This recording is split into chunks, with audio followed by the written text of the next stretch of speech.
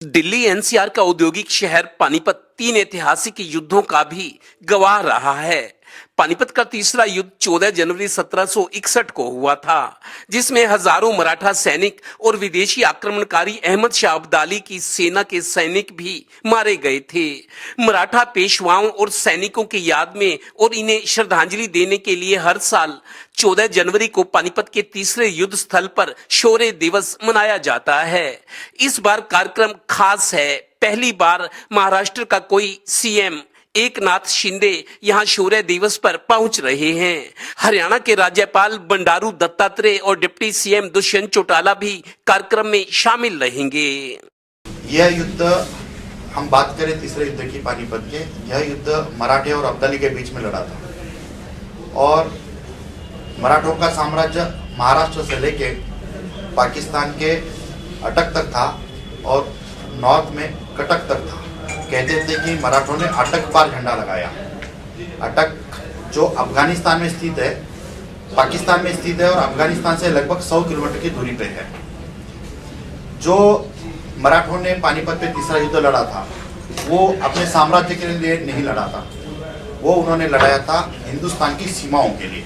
गौरतलब है कि पानीपत में हर साल 14 जनवरी के शौर्य दिवस में वीआईपीज के अलावा 2 से 2.5 हजार मराठा दिल्ली और महाराष्ट्र से शौर्य दिवस में हिस्सा लेते हैं। इनमें इतिहासकार भी होते हैं। हम छोटे छोटे पाउच बना के वो भी वितरण कर रहे हैं, क्योंकि महाराष्ट्र के लोग इस माटी को अपने माथे पे लगाते हैं, इसलिए हम वो भी पाउच महाराष्ट्र के लोगों को दे रहे हैं, क्योंकि वहाँ के लोग आते हैं तो पहले सबसे पहले माटी को देते हैं।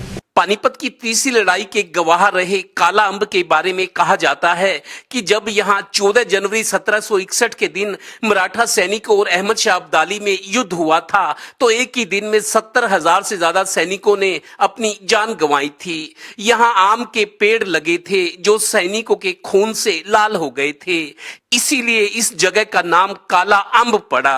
हम ये भी सोच रहे कि वहाँ पे एक लाइट शो बनाया जाए, वो चलता है, जहाँ पे पानीपत की पूरी हिस्ट्री दिखाई जाएगी, तीनों युद्धों के बारे में बताया जाएगा, तीसरा जो युद्ध लड़ा उसके बारे में भी। और अब पानीपत के इस काला आम मैदान की पीड़ा और दुर्दशा की बात। यूं तो 2006 से शौर्य दिवस यहां मनाया जा रहा है। 2012 में तत्कालीन राष्ट्रपति प्रतिभा पाटिल यहां मुख्य अतिथि बनकर आई थीं। नितिन गडकरी, महाराष्ट्र के कई मंत्री और बड़ी बड़ी हस्तियां यहां आती रही हैं।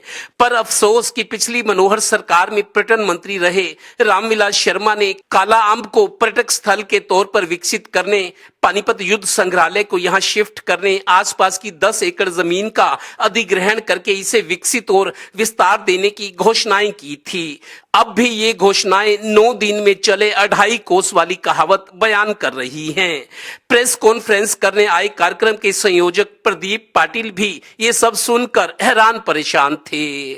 पानीपत में 14 जनवरी के शौर्य दिवस में इस बार हिंदू जन जागरण पर जोर, और पहली बार महाराष्ट्र के किसी मुख्यमंत्री के कार्यक्रम में शामिल होने को कांग्रेस की भारत जोड़ो यात्रा की काट भी मान सकते हैं। सियासत में इसे ही कहते हैं, तू डाल डाल मैं पात पात।